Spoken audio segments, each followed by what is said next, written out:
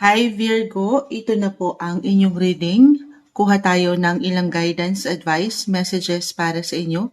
Para po ito sa darating na full moon, lunar eclipse in the sign of Virgo. Nasa inyo ito papasok. Yes, sa inyo mismong Virgo. Kuha tayo ng ilang guidance ha.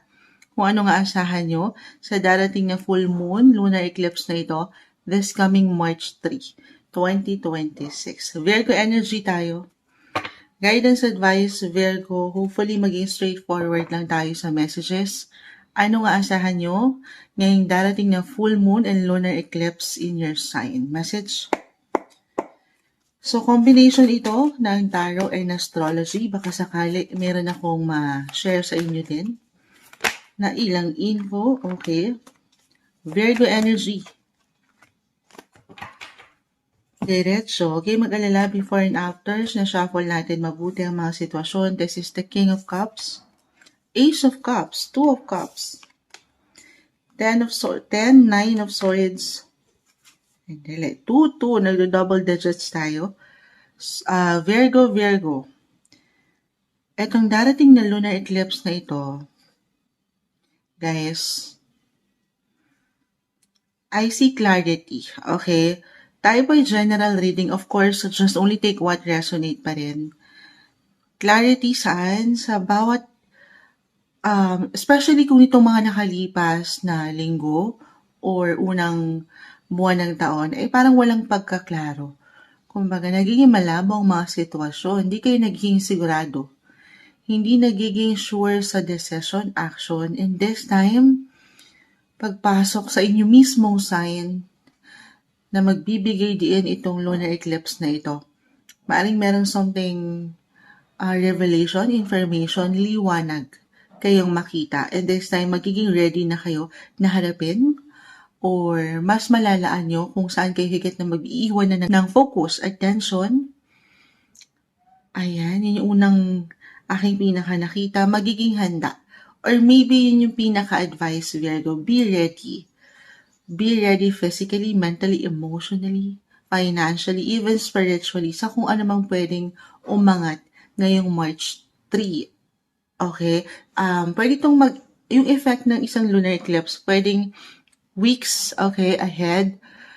Depende sa inyong mga natal chart. Meron kayong kanya-kanyang unique natal chart, pero ang mahalaga ito yung guidance, balance, prioritization, and I see merong clarity. Merong something liwanag dyan. Mari-reveal, information, balita. Yes, maaring merong magtapos at ito nga yung ilang pagkalabo or ilang kadiliman even for some of you. And ready na. Sabi ko nga, maging ready na. Aces ang umaangat, guys. New beginnings. Something will end. Yes, to make room for something new, guys. New beginnings, new opportunity, new love interest, new connections, new friendship. The Ace of Cups, malawak yung possibilities na ang ganda. Sana maging handa kayo dito ha. Pinaghahanda na kayo ng inyong mga baraha. Opo. Balance, okay. 2, 2, 2 actually. Tatlo pala to, no? So, ito yung tungkol sa inyong mga halaga. Know your worth, Virgo, if ever. Ano naman ang decision, ano mong pwedeng ihain sa inyo ng universe or ng ilang tao sa inyong paligid, lagi niyong tatandaan. Trabaho man, relasyon, know your worth. Dapat alam mo kung yung halaga mo sa isang posisyon, isang relasyon. Huwag mong ibababa ang iyong sarili or ang iyong standards. Okay? Or kung ano yung kaya mong gawin. Kasi I see balance. Yes. Or ito na, kasi ito pwedeng kusang umangat sa inyo, guys. Kusa yung maramdaman yung pagkaklaro na out of the blue, parang may magliliwanag dyan. Para bang magiging aware na kayo sa mga kaganapan sa inyong paligid. Or ito yung pinaka-advice nga po na kailangan yung marinig. Okay? Kailangan mag-upgrade. Mag-level up na kayo. At huwag na kayo magsisettle for anything less or someone na alam nyo hindi nagsiserve ng purpose sa inyo. I see healing, endings for new beginnings, guys. Maraming bago pa. Huwag kayong ma-stock up. Or talagang may, para bang, ito, kasi sa inyo mismo sign to Virgo itong lunar eclipse will be in your sign. So, sa inyong identity, sa inyo mismo, sa inyong overall well-being, physically, mentally, emotionally, maring makaramdam kayo ng parang fresh start. Parang refreshing. Parang gusto niyo ng mga bago or pagbabago sa inyong mga sarili or para sa mas healthier, balance na isang Virgo. Ready, physically, mentally, emotionally. Ganon. Alam ko may hugot. Pero claim natin na mas magagampanan niyo dito yung mga tungkulin or obligations, responsibilities sa mga kailangan yung gawin, harapin. Kung ito'y patungkol sa love, I feel no matter what your relationship status, guys, para bang, or gaano man kayo katagal na para bang nagsisimula pa rin kayo sa una, ganun yung enerhiya na pwedeng umangat.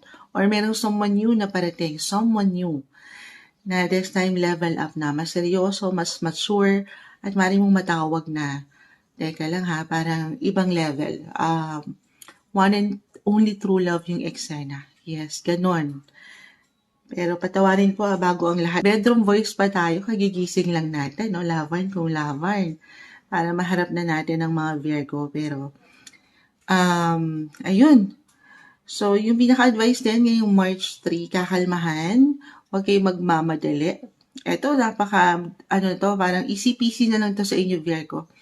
Yung pagbabalanse, 2-2-2. Kung paano kayo nagpa-priority, paano kayo nagsiset ng intensyon, isa-isa lang para wala kayong makaligtaan, makalimutan, at tuluyang mapaangat ang katotohanan, yung liwanag na kanina ko pa na-mention.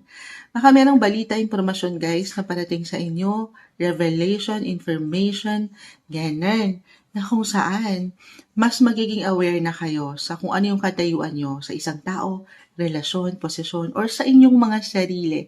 I feel for some of you na maring meron pang madiscover na mga bago or pagbabago sa inyong mga sarili. Para saan? Sa higit na ikababalanse again, ika-healthy nyo, ika-improve or develop ng inyong buhay.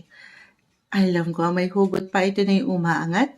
Guidance po, mensaheng gabay lamang po para sa inyo ngayong darating na full moon and lunar eclipse in your sign, Virgo.